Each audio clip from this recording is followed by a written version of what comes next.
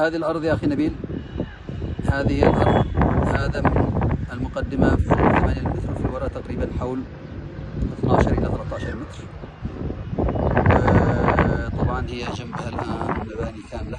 طبعا هذا هو الدائري، هذا الخط الدائري، وهذه هي مطاعم الشيباني، وهذا الأرض اللي بينه وما بين الأرض هذه تبعنا بيت المعاين. وهذا التصوير هو من العمارة حقي،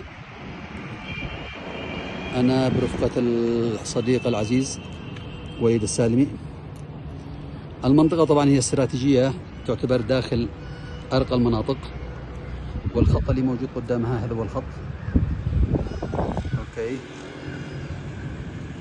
وهنا هو مشروع ماء من البير حقنا يوزع على الناس ببلاش، يسأبوا منه. وهذا طبعا هو بيت صديقي اللي جنبها، وهذا بيت صديق ثالث.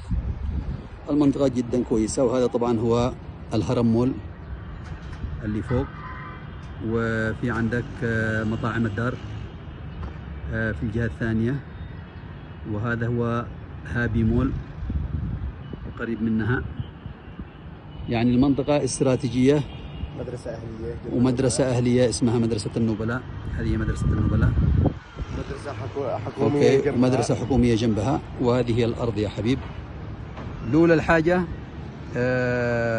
وربي ما أردلش فيها.